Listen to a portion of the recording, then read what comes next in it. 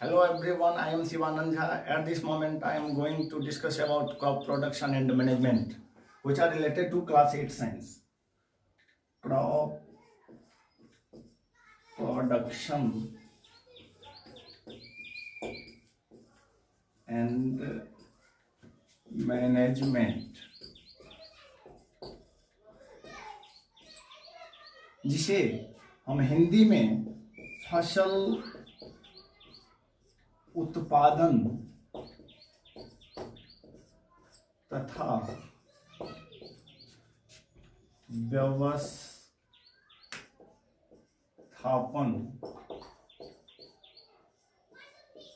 कहते हैं। Dear students, as we know that संसार के सभी लिविंग ऑर्गेनिज्म की 3 मुख्य आवश्यकताएं होती है, जिसमें से एक उसका फूड है, दूसरा उसका शेल्टर है और तीसरा उसका क्लॉथिंग है। इसको हम ऐसे डिफाइन कर सकते हैं, there are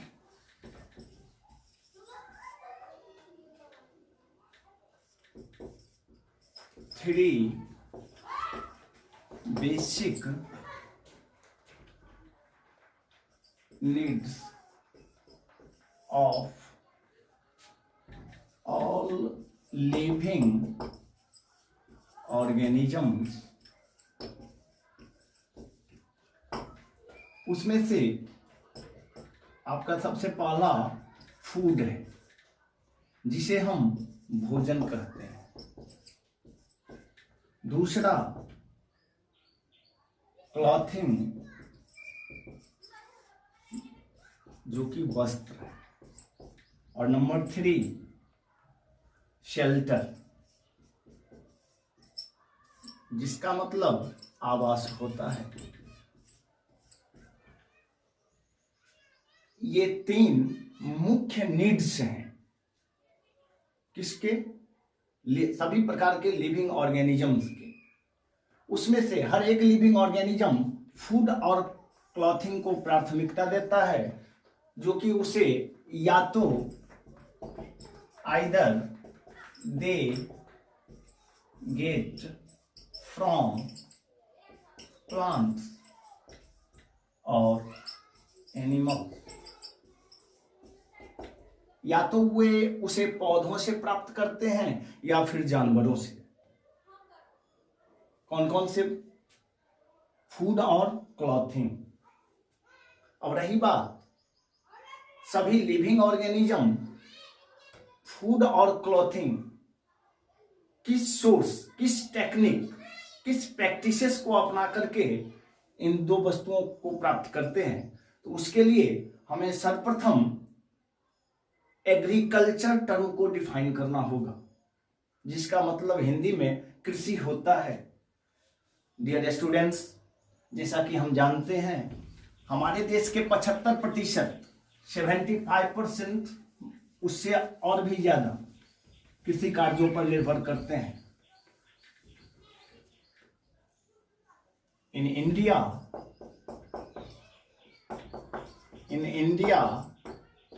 more than 75% people depend only on agricultural practices। Means हमारे देश भारत में 75%, यानी मोर देन 75% पीपुल जो कि फार्मर्स हैं। क्या है? फार्मर्स। और उनका मुख्य ऑक्यूपेशन, मुख्य प्रोफेशन क्या है? तो कृषि कार्य। हर एक व्यक्ति 2 में से 1 आज कृषि कार्य को अपनाए हुए हैं और उन लोगों को फूड, क्लॉथिंग, शेल्टर, सब की सब फैसिलिटीज मिल रहे हैं। इसके लिए सबसे पहले हमें एग्रीकल्चर, जो कि अपने आप में एक टर्म है, उसको डिफाइन करना होगा। तो आइए एग्रीकल्चर को डिफाइन करते हैं।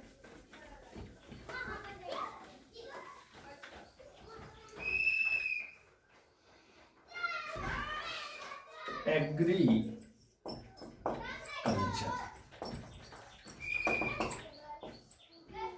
डियर स्टूडेंट्स, एग्रीकल्चर जिसका मतलब कृषि होता है, एक प्रकार का साइंस है।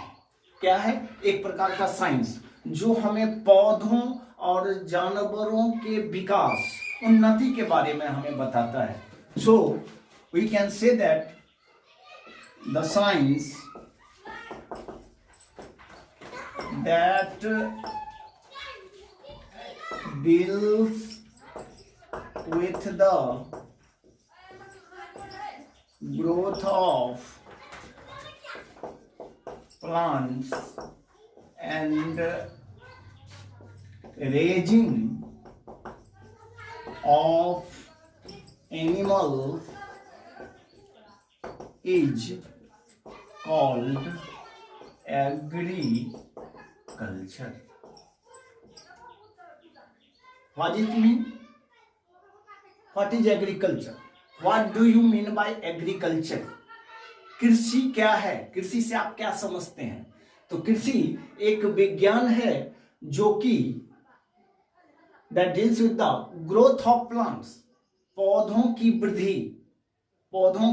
वृद्धि तथा raising of animals, जानवरों, पशुओं के उत्थान के बारे में हमें जानकारी देता है। उसे ही हम क्या कहते हैं? एग्रीकल्चर कहते हैं। डियर चिल्ड्रन, हम प्रेजेंट में हैं। आज से 12,000 वर्ष पूर्व हमारे यहाँ के, हमारे आदि मानव, हमारे पूर्वज प्रायः कृषि कार्य को ही अपनाए हुए थे। फूड कलेक्टर की जिंदगी बिता रहे थे। उनकी आजीविका का मुख्य साधन कृषि ही था, जो खुद की स्किल को डेवलप करके उन्होंने कृषि को विकसित किया और उन्होंने अपनी आजीविका का आधार बनाया। अब रही बात, हर एक व्यक्ति, हर एक लिविंग ऑर्गेनिज्म जो कि कृषि कार्य को अपनाए हुए हैं, कैसे कृषि कार्य को, किस प्रकार कृषि कार्य को संपन्न करते हैं। So we can say that agriculture includes many terms which are as under. सबसे प्रथम इस एग्रीकल्चर के अंतर्गत हम लोग क्या क्या करते हैं, तो उसके अंतर्गत सबसे पहला मेरा टर्म होता है सॉइल मैनेजमेंट। सॉइल मैनेजमेंट क्या मतलब? सॉइल मैनेजमेंट मीन्स मिट्टी की तैयारी। कैसे हम, किस प्रकार की मिट्टी में हम एग्रीकल्चर को अपनाएंगे, करेंगे ताकि हमें सर्वाधिक मुनाफा हो, तो उसके लिए हमें सॉइल मैनेजमेंट को देखना होगा। Number 2, crop farming.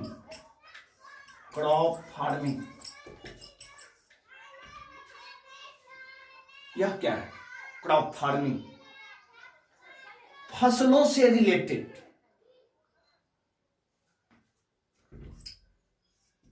It tells us about the sowing and harvesting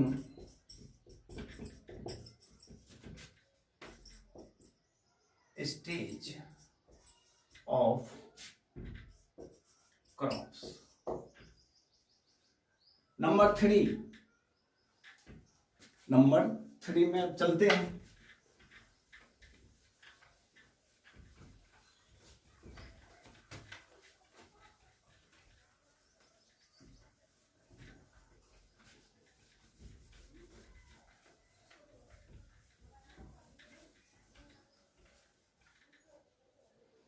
हम लोग का तीसरा टर्म है हॉर्टिकल्चर।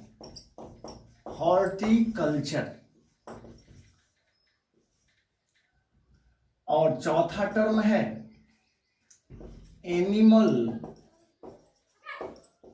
Husbandry, animal husbandry. इन हिंदी हॉर्टिकल्चर को हम बागवानी कहते हैं, बागवानी कहते हैं।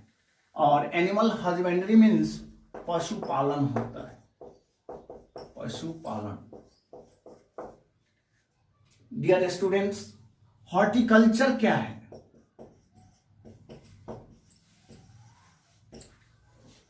हॉर्टिकल्चर, जिसको हम बागवानी कहते हैं, a kind of science,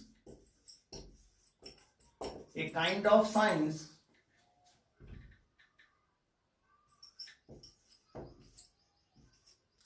which tells us about the vegetables,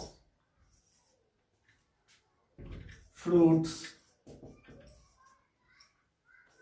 decorative plants,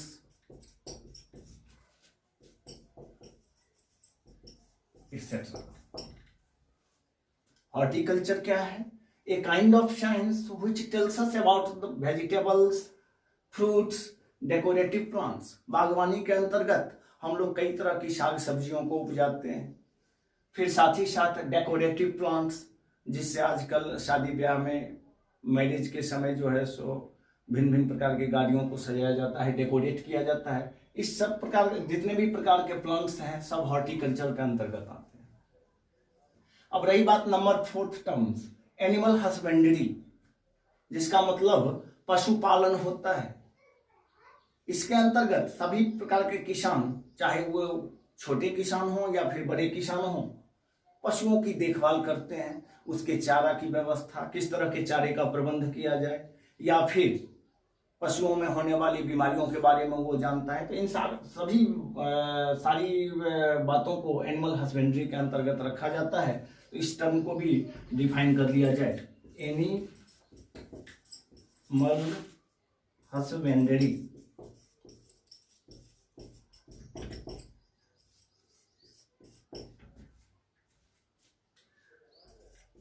A kind of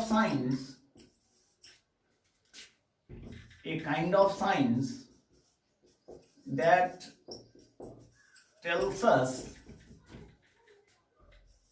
about breeding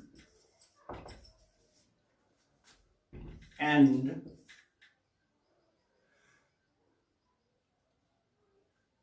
a kind of science that tells us about breeding and rearing of animal is called animal husbandry. A kind of science that tells us about breeding and rearing of animals is called animal husbandry. पशुपालन क्या है? एक प्रकार का science है जो भिन्न भिन्न जानवरों की रियरिंग और ब्रीडिंग के बारे में, कैसे वो बच्चे को प्रोड्यूस करती है, इस तरह की सारी बातों को हमें एनिमल हस्बेंड्री के अंतर्गत बताया जाता है। अब चलते हैं एग्रीकल्चर के अंतर्गत। हमने 4 टर्म को देखा, उसमें से पहला था मेरा सॉइल मैनेजमेंट। सॉइल मैनेजमेंट को हम लोग बाद में चर्चा करेंगे। सबसे पहले आ जाते हैं क्रॉप फार्मिंग पर। सभी लोग जानते हैं कि हमारे देहात के क्षेत्रों में जहां बहुत सारी फसलों को उगाया जाता है, आखिर वो फसल है क्या? कैसे हम फसल को डिफाइन करेंगे? क्रॉप क्या है? तो चलिए अब क्रॉप को डिफाइन करते हैं।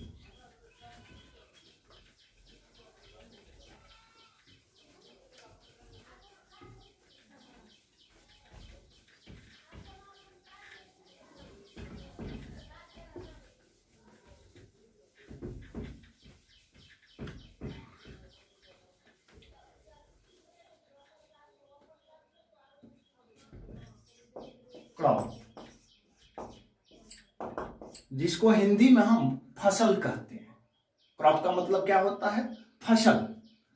सो Crop is defined as crops are types of plants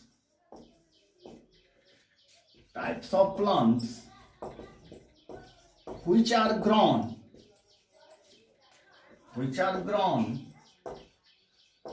in large quantities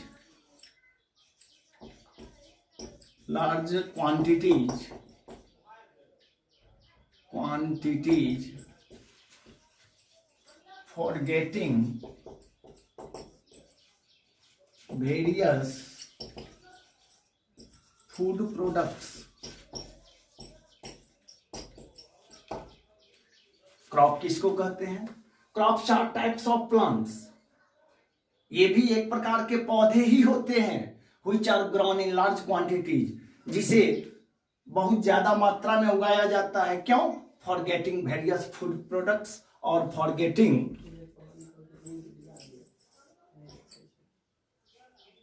for fulfilling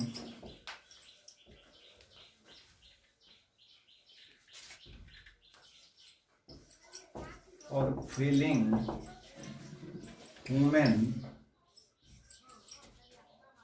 needs. अब रही बात, भारत एक कृषि प्रधान देश है, यहाँ तरह तरह की फसलें उगाई जाती है। किस मौसम में कौन सी फसल उगाई जाए, क्योंकि यहाँ के सभी किसान पढ़े लिखे ही नहीं होते हैं, अनपढ़ भी होते हैं, लेकिन कृषि कार्य में संलिप्त हैं। वो अच्छे ढंग से कृषि कार्य को अपनाते हैं और बढ़िया उपज देते हैं, खुद की मदद करते हैं, समाज की मदद करते हैं, देश की मदद करते हैं। तो चलिए देखें जो क्रॉप हम किन किन सीजन में, क्योंकि हमारे यहाँ मेनली 4 सीजन्स हैं, कौन से सीजन में किस फसल को उगाया जाए उस सबको देखना है। सबसे पहले देख लेते हैं जो बेस्ड ऑन सीजन्स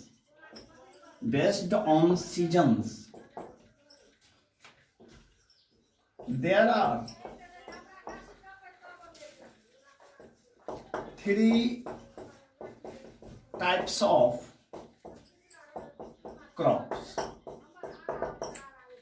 भारत एक ऋतु प्रधान देश है,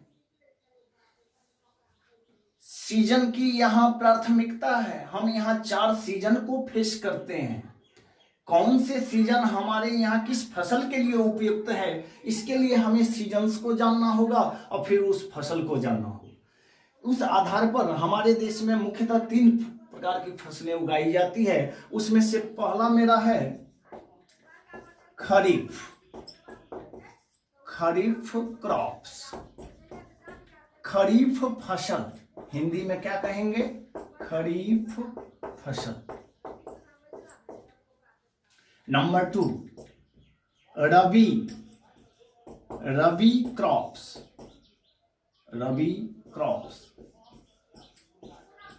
जिसको हम रबी फसल कहते हैं। और नंबर 3 जो एक विशेष प्रकार की फसल है, सब जगह इसको उपजाया नहीं जाता है, कहीं और कुछ विशेष रीजन, कुछ विशेष क्षेत्र हैं, वहां पर इस प्रकार की फसलों को उगाया जाता है, जिसे हम कौन सी कहते हैं? जायद क्रॉप्स। देहात के क्षेत्रों में इस जायद क्रॉप्स को गर्मा क्रॉप्स कहा जाता है। गर्मा फसल, जायद फसल। Based on seasons, there are 3 types of crops in India। उसमें से पहला मेरा खरीफ क्रॉप्स है, जिसको हम खरीफ फसल कहते हैं। दूसरा मेरा रबी क्रॉप्स है, जिसको हम रबी फसल कहते हैं। और तीसरा मेरा जायद क्रॉप्स है, जिसको हम जायद फसल कहते हैं। अब सिस्टमेटिकली हम लोग सबसे पहले खरीफ क्रॉप्स को जानेंगे, फिर रबी क्रॉप्स को जानेंगे और तब जायद क्रॉप्स को जानेंगे। तो आइए सबसे पहले खरीफ क्रॉप्स को देखते हैं।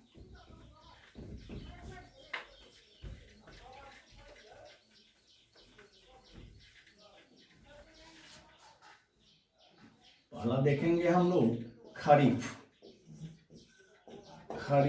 क्रॉप्स।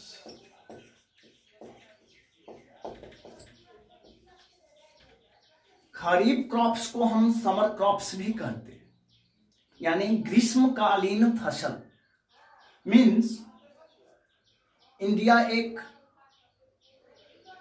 उष्णकटिबंधीय जोन का देश है, जहां पर ग्रीष्म ऋतु भारी पड़ता है। वहां पर कौन सी फसलें उगाई जाए, कौन सी फसल सर्वथा उस जलवायु के लिए उपयुक्त है, इस तरह की फसलों के बारे में हम जानते हैं, जिसको कि हम खरीफ क्रॉप्स कहते हैं। The crops which are grown in the month of June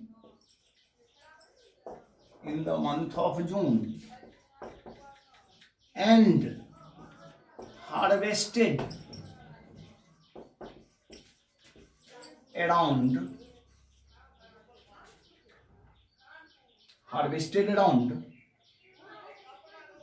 October are called Kharif crops. किसको कहते हैं kharif crops? The crops which are grown in the month of June. Grown in the month of June. Grown means उपजाना. In the month of June. ऐसी फसल जिसे जून के month में उपजाया जाता हो, उगाया जाता हो, and harvested around October. Harvested means काटना होता है। वैसी फसल जिसे जून के मंथ में बोया जाए और हार्वेस्टेड अराउंड अक्टूबर के लास्ट में काट लिया जाए, उस तरह की फसलों को हम खरीफ क्रॉप्स कहते हैं। फॉर एग्जाम्पल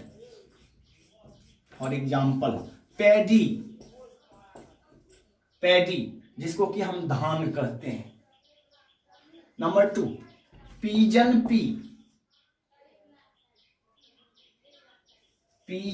पी, जिसको देहात में या हम लोग हिंदी में अरहर कहते हैं। अरहर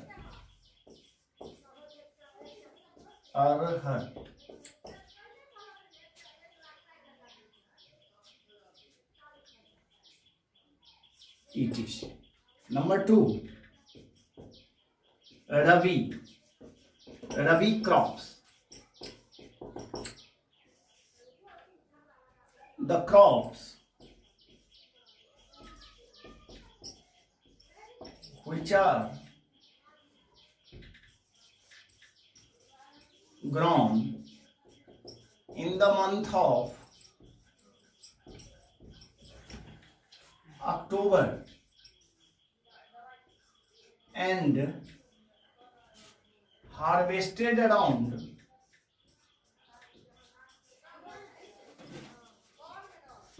April are called Rabi crops. Rabi crops किसको कहते हैं? The crops which are grown in the month of October and harvested around April. ऐसी फसलें जिसे अक्टूबर के महीने में बोया जाए और अप्रैल के लास्ट में क्या कर लिया जाता है? काट लिया जाता है। इस तरह की फसल को हम रबी क्रॉप्स कहते हैं। फॉर एग्जाम्पल व्हीट, जिसको हम गेहूं कहते हैं, ग्राम, जिसको हम चना कहते हैं, ETC. खरीफ क्रॉप्स, रबी क्रॉप्स। और नंबर 3 हम लोग आ रहे हैं जायद crops.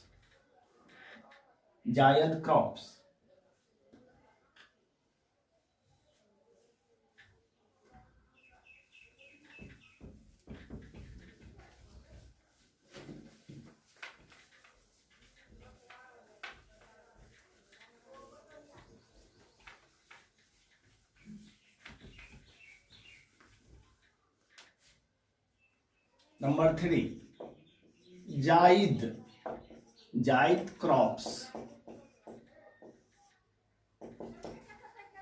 The crops which are grown in the month of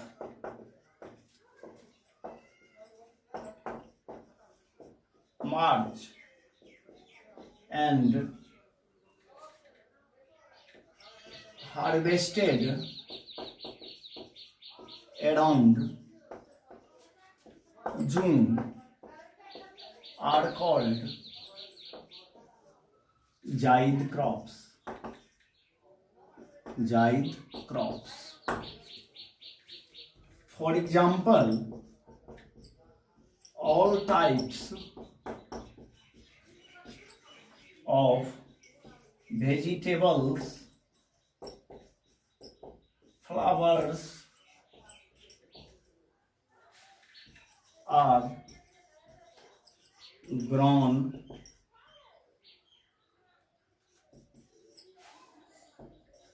in this crops.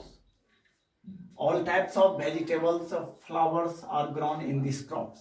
सभी प्रकार की सब्जियों को, सभी प्रकार के फूलों को, सभी डेकोरेटिव फ्लावर्स भी हैं, हर एक फसलों को जायद क्रॉप्स के अंतर्गत उगाया जाता है। ये तो आपका बेस्ड ऑन सीजन्स क्रॉप्स का काइंड्स है, जो कि 3 प्रकार का था, खरीफ क्रॉप्स, रबी क्रॉप्स और जायद क्रॉप्स। अब आगे बढ़ते हैं।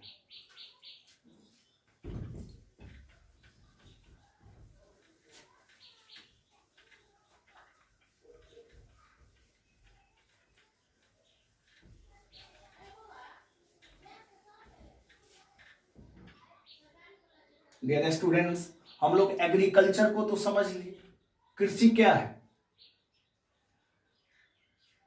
अब हम लोग आगे जो जिस टर्म को समझने के लिए जा रहे हैं वो आपका एग्रीकल्चरल प्रैक्टिसेस है। एग्रीकल्चरल प्रैक्टिसेस, एग्रीकल्चरल प्रैक्टिसेस, कृषि कार्य, कौन कौन से कार्य करेंगे ताकि हम एग्रीकल्चर मीन्स कृषि को उन्नत कर सकें, डेवलपिंग मोड में ला सकें। इसके लिए हमें कुछ स्टेप्स अपनाने पड़ेंगे, क्योंकि बिना स्टेप्स उठाए हम एग्रीकल्चर या कृषि कार्य को संपन्न नहीं कर सकते हैं। सबसे पहले तो इस टर्म को देखा जाए, जो आखिर ये एग्रीकल्चर प्रैक्टिस होते क्या है, तो सर इसको इस तरह से डिफाइन किया जाएगा। The activities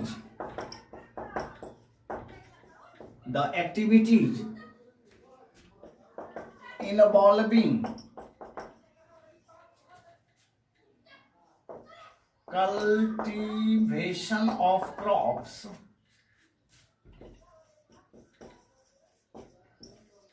from sowing to harvesting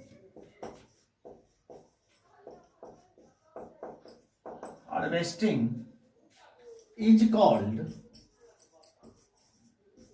agricultural practices। कृषि कार्य किसे कहें? The activities involving cultivation of crops from sowing to harvesting। हर एक किसान, हर एक फार्मर जो कि कृषि कार्य करते हैं, कैसे? From sawing to harvesting,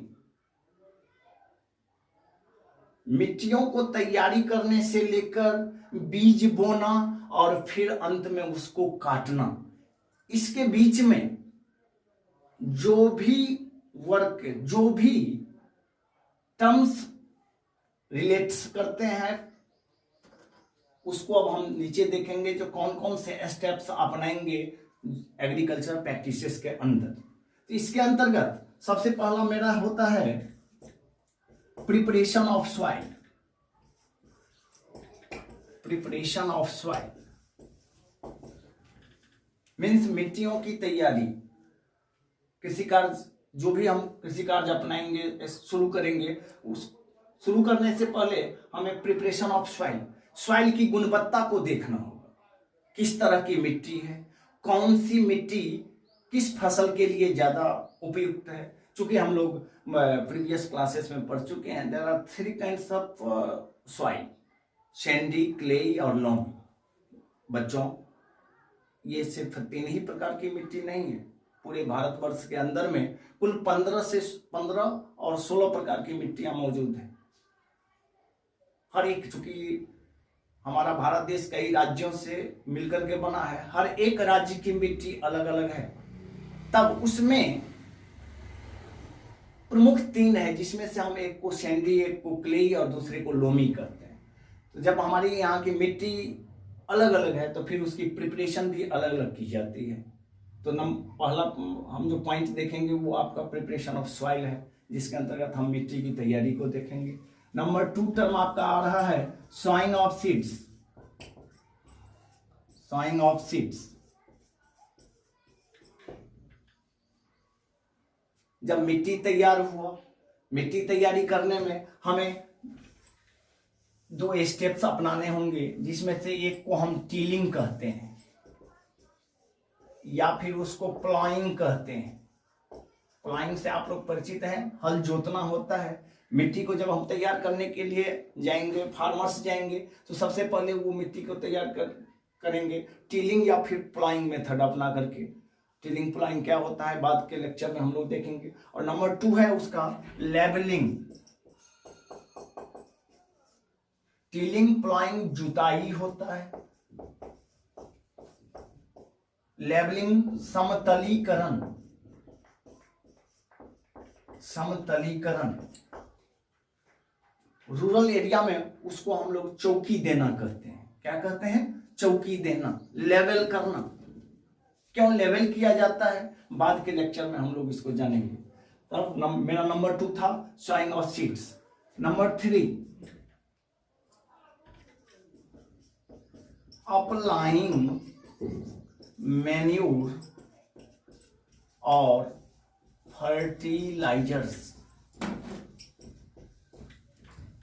number 4 irrigation. Number 5 applying of pesticides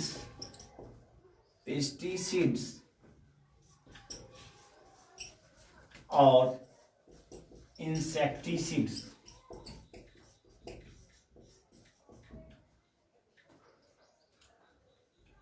number 5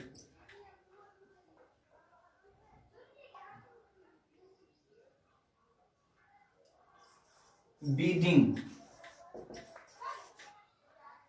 number 6 harvesting. Number 7 threshing. Number 8 winnowing और लास्ट में स्टोरेज।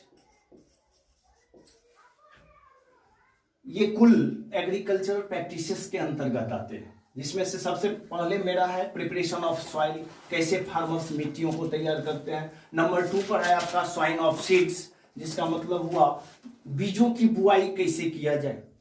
नंबर 3 है अप्लाइंग मैन्यूर और फर्टिलाइजर्स, हम खेत में खाद और उर्वरक का प्रयोग कैसे करेंगे हम आगे जानेंगे। आजकल उन्नत युग में कई तरह के जो है सब फर्टिलाइजर्स यूज होते हैं। फर्टिलाइजर्स आपका केमिकल सब्सटेंसेस है, किस तरह से उसका उपयोग किया जाएगा, कैसे किसान चाहे वो अनपढ़ हो पढ़े लिखे हो कैसे उसको खेत में उपयोग करेंगे, इन टर्म्स को जानेंगे। चौथा टर्म्स मेरा है इरिगेशन, जिसको हम पटवन कहते हैं। क्या कहते हैं? पटवन, पानी पटाना जिसको हम बोलते हैं। नंबर 5 आपका है applying of pesticides and insecticides, means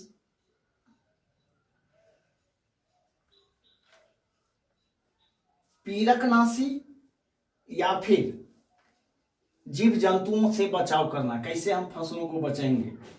number 6 beading, खरपतवार को नियंत्रण करना। उसके आगे का टर्म है हार्वेस्टिंग, इतने दिनों में आपका फसल तैयार हो जाएगा, उसके बाद हम फसलों को काटने की तैयारी करेंगे। उसके बाद थ्रेशिंग है, जिसका होता है गहाई। उसका अगला टर्म है विनोइंग, जिसको हम लोग ओसाना कहते हैं। और सबसे लास्ट में है स्टोरेज, फसल को तैयार करके हम लोग भंडारण कर लेते हैं।